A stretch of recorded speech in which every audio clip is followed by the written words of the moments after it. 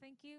Thank you so much for coming and for coming to this first session where we're going to tackle one of the challenges that we're going to address in this Gen Summit, the voice challenge. And our question here for today is how smart speakers will change news consumption. And let me read to you actually some stats from the US on usage of smart speakers. In 2017, only 7% of Americans owned smart speakers. In 2019, at least 21% of Americans owned a voice-activated smart speaker. So it's in the rise. We're seeing that in the US, but we're also seeing that in other parts of the world. And that's what we're going to talk about today. So let me actually introduce you to our speakers. Here to my right, we have Deb Adioba, and she's Senior Media Experience Manager at Microsoft News Lab. You can read all her bio in the Gen app, but tell us something that is not in your bio. How does your day-to-day work relate to smart speakers? Before I was at Microsoft News Labs, I actually worked in the broadcast television industry for 20 plus years, which I'm kind of dating myself, so that's a long time. I was on the engineering side, and during that time, I was able to, for the United States, become one of the first local television stations to have the Alexa flash briefings, and I say it was easy because Amazon was down the street. So I kind of just went to their door and said, hey, we want to do this. Can you help us? And they couldn't get away from me because I was just down the street. And then with Microsoft News Labs, I've been able to help a lot of different media organizations really ideate on voice and use voice and smart speakers in different ways. So tell us some anecdote that you have had dealing with a smart speaker. I think one of the things that we ran into whenever we first started doing the Alexa flash briefings at the last station I worked at in Seattle, which was a CBS affiliate, was that one of the issues is that every station has their own way to record the audio, and they have their own processes that it goes through. And we would record in an audio booth, and we would upload via FTP into Alexa's system, and then Amazon actually runs it through their own voice processing as well. So by the time it gets to Alexa, the audio is higher or lower usually than what it should be. And at one time we actually uploaded something and sent it to Amazon, and it came out sounding like a robot. And well, it's a robot. But it was pretty bad. So we had like a lot. We didn't realize how many people were actually listening to the flash briefings, but we had a lot of calls about that. So it was like a panic, and we had to make sure we recorded and got everything back up. But that was one of the many challenges we had whenever the beginning of smart speakers became popular. Well, thanks for sharing that anecdote. To the right, we have Lucas Manji.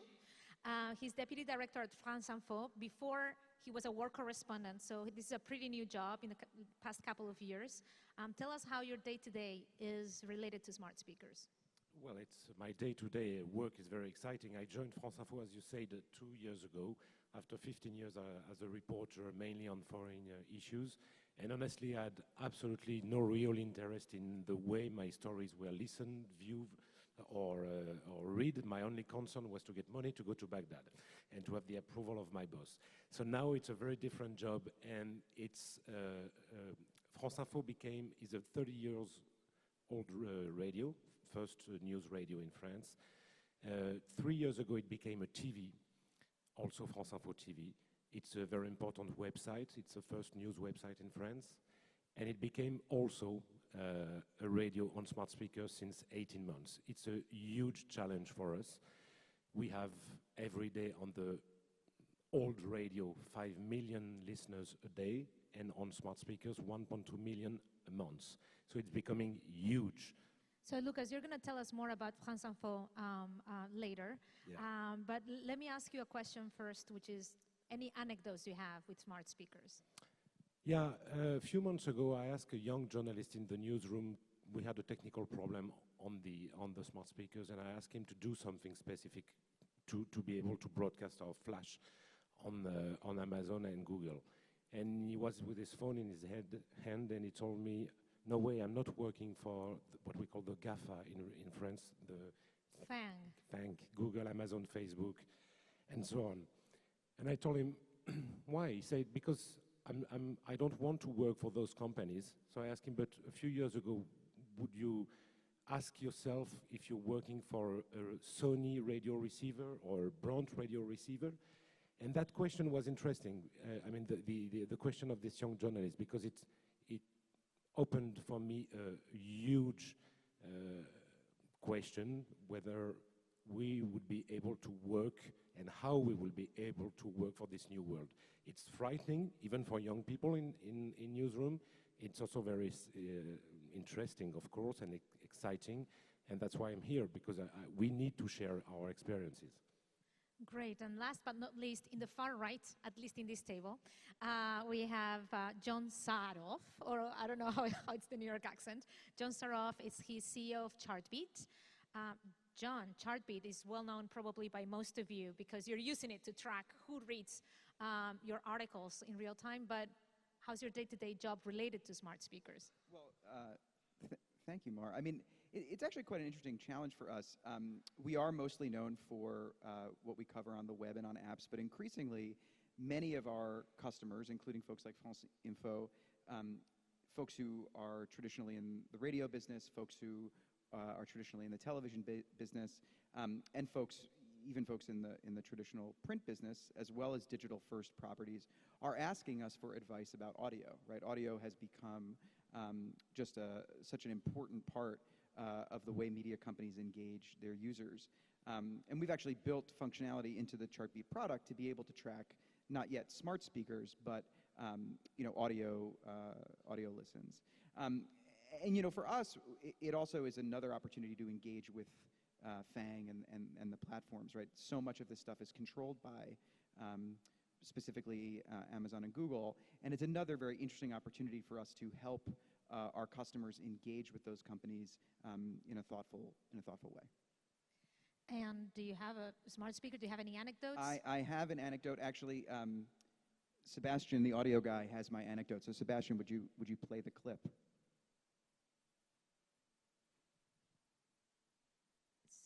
Sebastian, would you play the clip? We rehearsed this.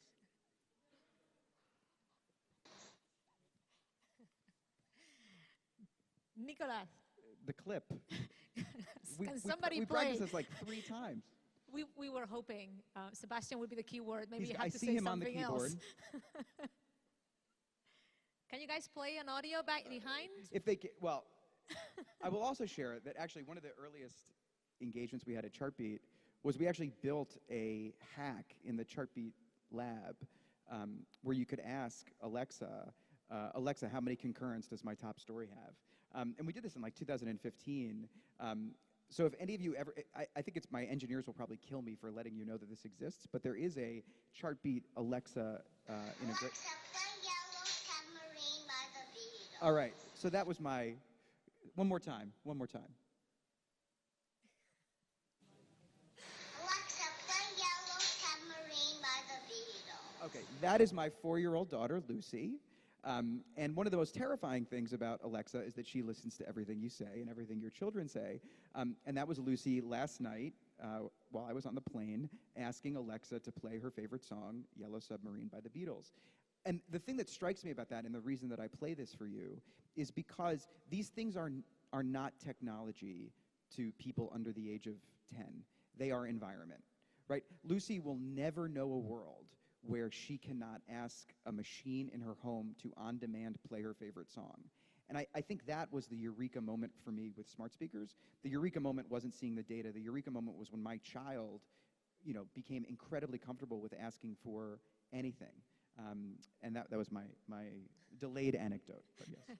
Yeah, you didn't use the right word, maybe, to activate the device. Exactly.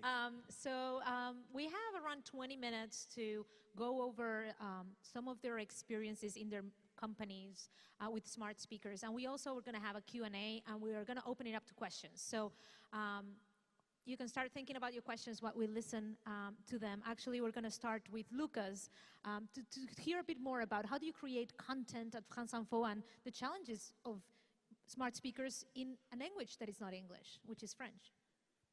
Yeah. Um, Basically, what happened 18 months ago was the apparition in France of the smart speakers. We looked at that with a bit of fear, and immediately, not only France Info, but the group in which we are, Radio France, the first, the only public radio group in France, and we decided to try to go very fast and to get what we call the position zero, which means being the first and being the better on those smart speakers. Today, 11% of the French own a smart speaker. Looks tiny, maybe for US or UK market, but it's growing very fast. Basically, when you go in a store in France, if you want to buy a radio receiver, you won't find it anymore. You find maybe in some places one radio receiver. People are buying smart speaker because they have no choice. They're buying smart speakers because they want to hear radio. And furthermore, most of the time they don't buy it, it's free. When you buy anything with Amazon or Google or not Apple one is expensive, but the other one are often free. So slowly we realized that people will replace, during the course of time, they will replace a radio receiver by a smart speaker. France Info was ready for that. Frankly, we do news and 24-hour news since 30 years. So the challenge at that time for that specific part, the flash briefings, was not very hard for us. We just had to change the way we diffuse the news. We, of course, still continue to do them on regular radio and on radio receivers, but it was a technical issue. We did it within a few months. The real issue was to be on the box when you buy a smart speaker, was to have the logo France Info. That was the main challenge, not on the editorial part, but on the marketing part of Radio France, and we did it. We did it because we were the strongest and the oldest in France to provide news 24 hours a day. We do flash briefings every 10 minutes, 18 hours a day, direct, for 30 years. So it was not a huge, that was not the biggest challenge. The challenge was the marketing side. But talking about problems, what appeared very quickly is that the smart speaker didn't ask only for sound. Quickly, they asked us for video. Hopefully, we are also a TV since 3 years, so we were also prepared to send radio and video news briefing. I'll go very fast on all that, and if you have questions, but France Info was ready for this revolution. The problem is what's arriving now. We have a lot of listeners on smart speakers, but we know that Google and Amazon want what they call the single news stories. Basically, they want us, if you're interested in the Greek elections, for example, they ask us to cut inside our news bulletin, our news radio bulletins, just to provide the part on the Greek elections. Because they will mix what we provide with what another radio provide, another TV provide.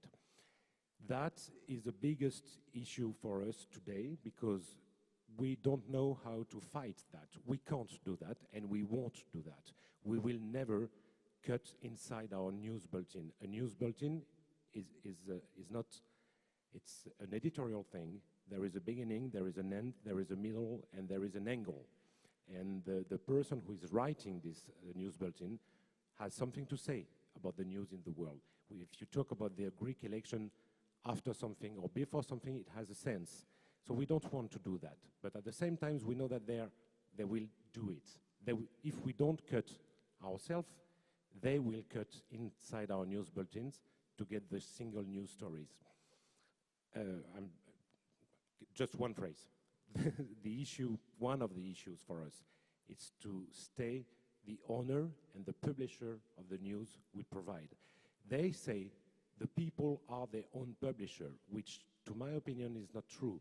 They will be the publisher, and the old publisher like us will disappear from this world if we don't fight together.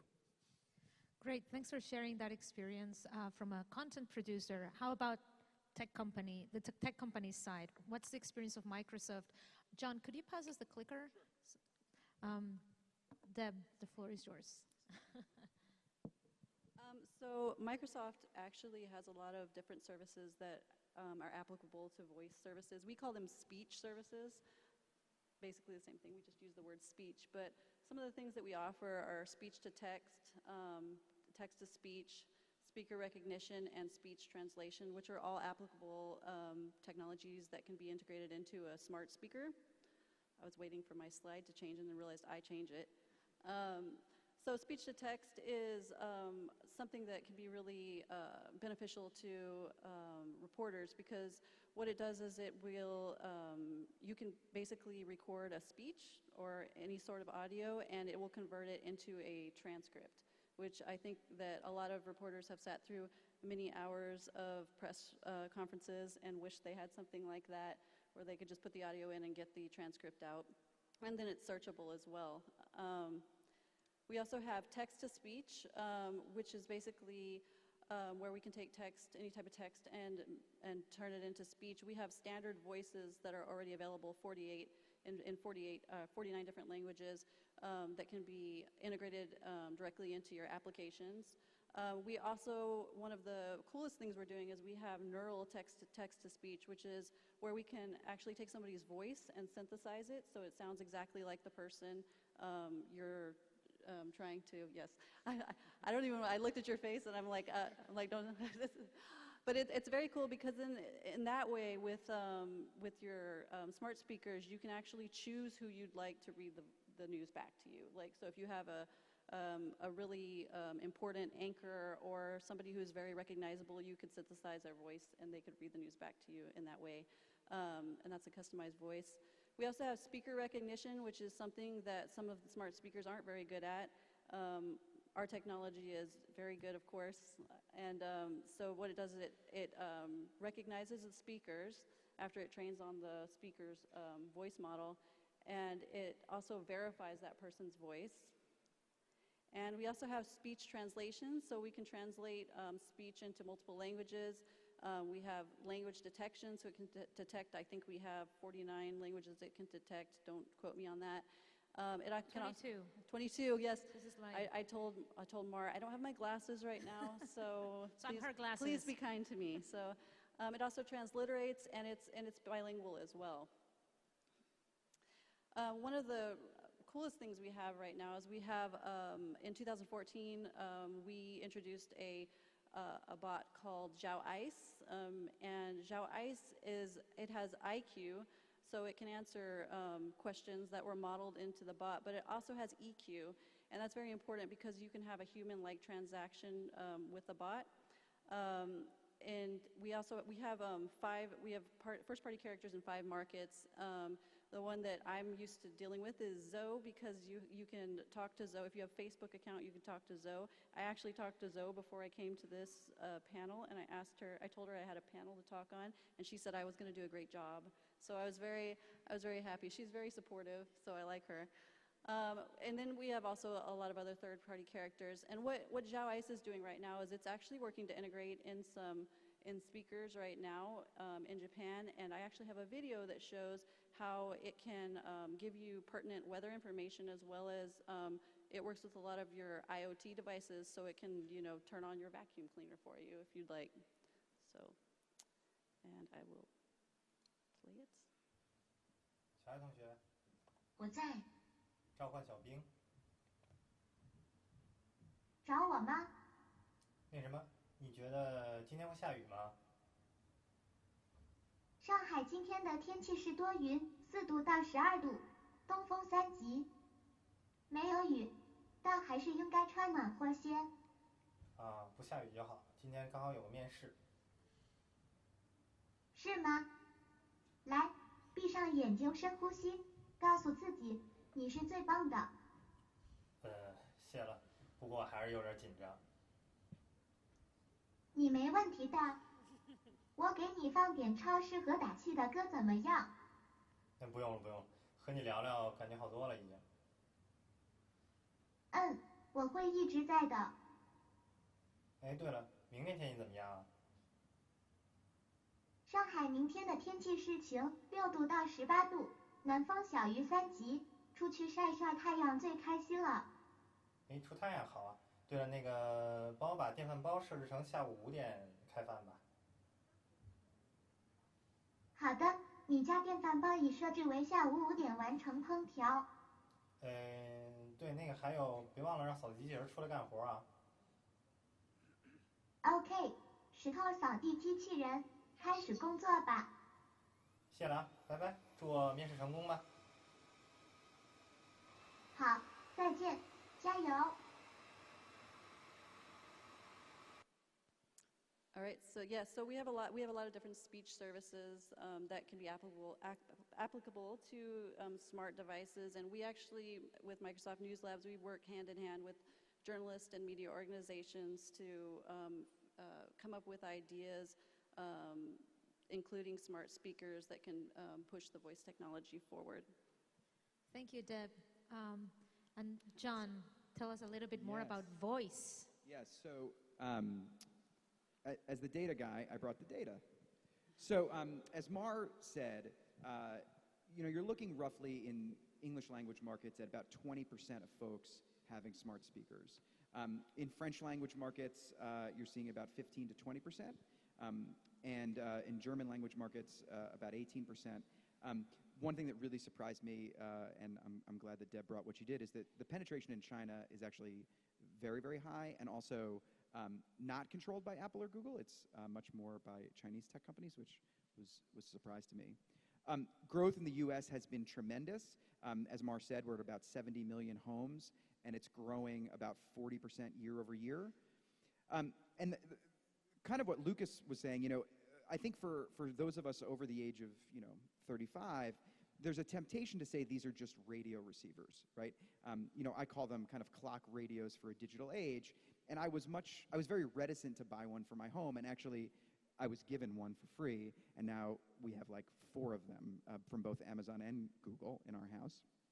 And I think one of the things that you quickly realize is that just like the clock radio, for me as a child was environment, right? For my grandmother, it was technology, but for me it was environment. These are environment for those certainly under the age of 10 and maybe under the age of 20. But most of the stuff that is happening now is very, very similar to what you would get from a clock radio. Our friends at Adobe did this research, and they broke it down into 3 buckets: primary activities, bite-sized information, and emerging use cases. And what you see is that the primary activities, music, alarms, and weather, are making up the bulk of the usage.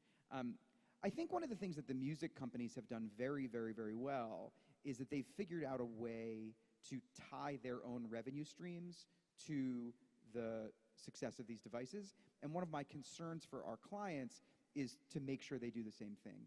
For example, in the clip of Lucy that you heard earlier, she says, "Alexa, play Yellow Submarine" by the Beatles. You'll notice that she doesn't use the word Spotify. She doesn't use the word Universal Music Group. She doesn't use the word Yoko Ono or Paul McCartney. But all of those people are actually getting paid when Lucy says, "Alexa, play Yellow Submarine" by the Beatles, right? Amazon is paid when the device is bought, but Spotify charges $14.99 a month in the US for you to have a premium package, which enables you to sync it to your Alexa. Universal Music Group has a deal with Spotify that gets them paid every time Lucy asks for one of their songs. And that trickles all the way down to Yoko, who lives I've never seen her, but she lives across town from me in Manhattan. And there's a real business model there. And one of the things that I worry about for my clients, news and information is at 46%, which is sizable, is that when someone says, of course, France Info is public, so they're not as concerned about money, but Lucas's concern is very right. If someone says, "Alexa, play the news," that information comes from most likely from a Chartbeat client, from maybe a television broadcaster or a newspaper or whatever, and it's basically being given out for free. And I'm concerned in the rush to embrace these platforms, are we going to tie our storytelling ambitions and our financial necessities to them, as well as some of the music folks have done? So because 2/3 of the sales of these things globally are Amazon and Google. And we know that although I love Amazon and Google, I use them as much as you do, if not more. We have seen a duopoly in advertising-supported media. We've seen a duopoly in mobile media. And we're tripping into one in audio now. And we should be smart enough to figure out how to get a seat at the table. And I think that's a provocative discussion that I think is worth having. Yes, well, thank you. Thanks for cutting this to the questions. And we had questions prepared, but we only have a few minutes. Any questions from the audience that you would like to ask our great speakers on stage? You need to raise your hand if you have a question, and I think there will be a mic. There's a question. Can you raise it higher? Yes? Yes, raise it again, because she doesn't see you. Yes? Where's the microphone?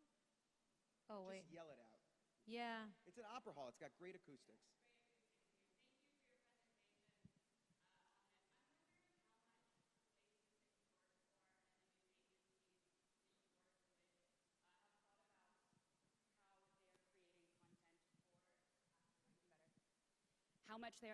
How much they're tailoring content toward these platforms, how much it is just rehashing what goes out on the radio or an existing podcast versus how many resources they're putting toward actually creating content that's specifically designed to be learned in these small bites. I'm sorry, I'm not sure I get The question? yeah. Yeah. Can you I can. How much of the content that you're producing for the speakers is specifically for the speakers, and how much are you that's a very good repurposing question. podcasts? For the moment, everything that we produce for the smart speakers is already done for the radio or for the websites. It's on, but we are starting to work on specific contents. For example, there is one thing that we will do starting in September is a quiz, a game about the news. Basically, after some of the flash briefings you will have during the day, Alexa or Google will tell you, would you like to play with the news? And that's also because we have something in mind. It's not only to do a game, it's part of our strategy to fight fake news. Basically, we will have a game about sports. We will start with easy things, sports, books, things like that. Then we will go deeper into hard news about foreign policy or French politics or things like that. That's something that works very well in UK, and so we did not invent it. We saw that it was working very well, and we will start this thing. I think for us, the important thing is to try. If it's not working, or if it's working the wrong way, we stop it. But we will try and that will be a specific content for the smart speaker. Deb, you have experience working in TV and with audio? Would you want to add anything to that? I think that when we started using the smart speaker, we really had to talk to the editors about how they write the news, because it's very different than how you write the news for television.